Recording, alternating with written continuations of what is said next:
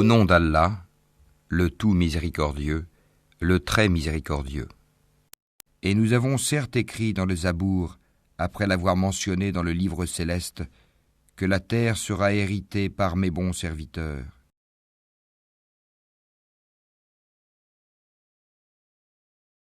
Le paradis et la terre.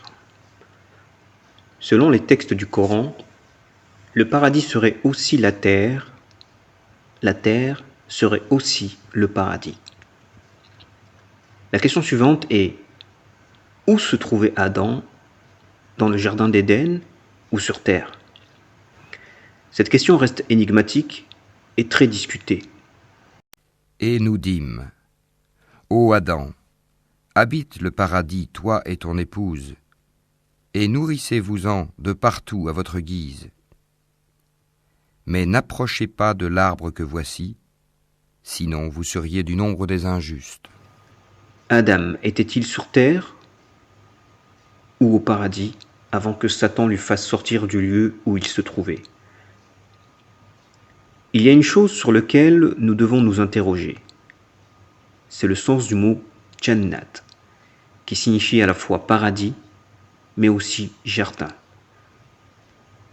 La terre n'est-elle pas faite de jardins, de ruisseaux, de rivières, de sources, de fruits?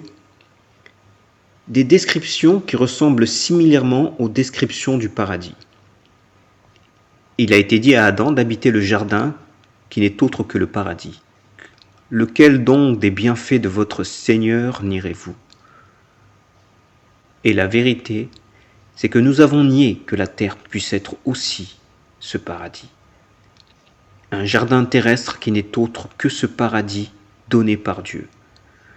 Oui, notre terre est un jardin paradisiaque, mais nous ne l'avons pas encore compris. Le mot en arabe est Jannat, qui est un mot qui signifie jardin et paradis à la fois. Alors oui, il est dit à Adam, lorsqu'il fut trompé par Satan, de sortir de l'endroit où il se trouvait, du paradis où il se trouvait. Sourate 2, verset 36. Peu de temps après, Satan les fit glisser de là et les fit sortir du lieu où ils étaient. Ce verset montre bien que c'est Satan qui les fit sortir de ce lieu. La suite du verset nous dit: Et nous dîmes, descendez du paradis, ennemis les uns des autres, et pour vous il y aura une demeure sur la terre et un usufruit pour un temps. Adam n'était qu'un homme. Il n'a pu que se déplacer d'un endroit à un autre physiquement. Un lieu situé sur terre. Un lieu situé sur terre. Sourate 7, verset 24. Descendez, dit Allah, vous serez ennemis les uns des autres, et il y aura pour vous, sur terre, séjour et jouissance pour un temps. Adam est sorti d'un endroit sur la terre. Il est probablement descendu d'un lieu élevé en hauteur, comme une montagne, vers un lieu plus bas. Pourquoi pouvons-nous penser cela? Car bien d'autres versets montrent que Dieu a aussi fait sortir du paradis d'autres peuples. Sourate 26, verset 57. Ainsi nous les fîmes donc sortir des jardins. Ainsi nous les fîmes donc sortir du paradis, des sources, des trésors et d'un lieu de séjour agréable. Ce paradis était bien terrestre. Le peuple de Pharaon fut sorti d'un jardin paradisiaque. Jannat. Voyez le verset et le mot en arabe qui est utilisé. Jannat. Un paradis qui a été donné à d'autres. Il en fut ainsi, et nous les donnâmes en héritage aux enfants d'Israël. Ces versets montrent une chose importante pour ceux qui réfléchissent.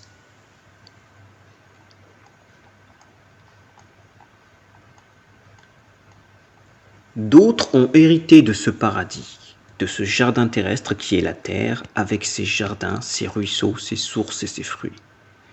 Pharaon avait hérité d'un paradis. Il en fut sorti et un autre peuple hérita de ce paradis. Car Adam, les enfants d'Adam, le peuple d'Israël et d'autres peuples sur la terre ont bien hérité du paradis, qui n'est autre que ce jardin terrestre. Un jardin paradisiaque, le jardin du paradis qui n'est autre que la terre du paradis. Pourquoi sommes-nous capables de penser cela ? Tout simplement parce que Dieu le dit dans plusieurs versets coraniques. C'est une promesse que Dieu a faite dans 2 versets. Méditons et réfléchissons sur ces 2 versets. Le premier, sourate 21, verset 105. Et nous avons certes écrit dans le Zabour, après l'avoir mentionné dans le livre d'Allah, que la terre sera héritée par les pieux. Le deuxième verset, sourate 19, verset 63, voilà le paradis dont nous ferons hériter ceux de nos serviteurs qui auront été pieux, qui auront été pieux. Sourate 19, verset 63, voilà le paradis dont nous ferons hériter ceux de nos serviteurs qui auront été pieux. Le premier verset dit que les justes, les pieux, hériteront de la terre. Le deuxième verset dit que les justes, les pieux, hériteront du paradis. La récompense promise par Dieu aux justes est-elle le paradis ou est-elle la terre ? Paradis, Jannat, qui signifie jardin, et terre que nous habitons n'est autre qu'un jardin.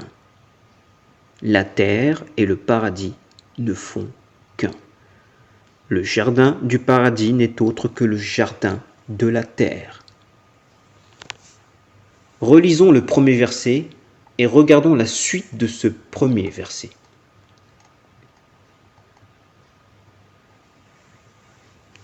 Sourate 21, verset 105.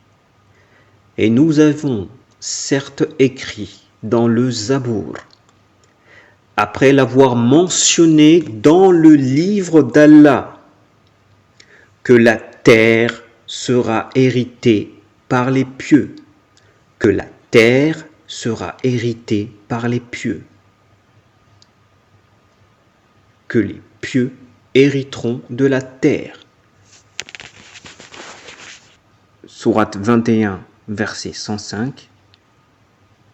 Et nous avons certes écrit dans le Zabour, après l'avoir mentionné dans le livre d'Allah, que les pieux hériteront de la terre. Il y a en cela un message, une communication pour un peuple d'adorateurs. Lorsqu'un verset est suivi de ce type de verset, c'est que le verset est d'une grande importance et qu'il est nécessaire de rechercher ce que Dieu cherche à nous faire comprendre. En réalité, les justes hériteront du jardin de la terre, qui n'est autre que le paradis terrestre. Car il existe aussi un paradis céleste, qui est un espace-temps que nous n'avons pas encore exploré, mais nous en reparlerons dans d'autres vidéos.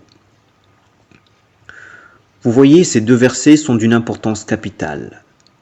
D'une part, parce que ce qui est dit est mentionné dans le livre d'Allah. Et de plus, celui-ci contient un message important pour un peuple d'adorateurs. Jannat n'est autre que ce jardin, ce paradis, cette terre. Et pour vous donner une autre preuve coranique, voici un autre verset sur lequel nous pouvons réfléchir. Sourate 39, verset 74. Et ils diront louange à Allah qui nous a tenu sa promesse et nous a fait hériter la terre. Nous allons nous installer dans le paradis, là où nous voulons. Que la récompense de ceux qui font le bien est excellente. Mais le mot utilisé dans ce verset est encore le mot Jannat, le paradis, le jardin. Je répète, et ils diront louange à Allah qui nous a tenu sa promesse et nous a fait hériter la terre. Nous allons nous installer dans le jardin, dans le paradis, là où nous voulons. Que la récompense de ceux qui font le bien est excellente. Nous sommes invités à réfléchir sur ces 3 derniers versets qui montrent que le jardin, ce paradis terrestre, est un bienfait de Dieu qui nous a été confié, mais qui peut être retiré et donné à d'autres, afin que d'autres peuples en héritent. Sourate 44, verset 28. Il en fut ainsi, et nous fîmes qu'un autre peuple en hérita. D'autres preuves, Sourate 26, verset 57. Et nous les fîmes donc sortir du paradis des sources, des trésors et d'un lieu de séjour agréable. Je vous répète ces versets. Ainsi, nous les fîmes donc sortir du paradis, des sources, des trésors et d'un lieu de séjour agréable. Il en fut ainsi, et nous les donnâmes en héritage aux enfants d'Israël. En héritage aux enfants d'Israël. Les justes, les pieux, les endurants hériteront du jardin, hériteront du paradis, hériteront de la terre. Sourate 47, verset 6. Et les fera entrer au paradis qu'il leur a fait connaître. On parle ici de ceux qui sont tués dans la voie de Dieu, qui entreront au paradis qu'Allah leur a déjà fait connaître. Il s'agit bien d'un jardin, d'un paradis déjà connu.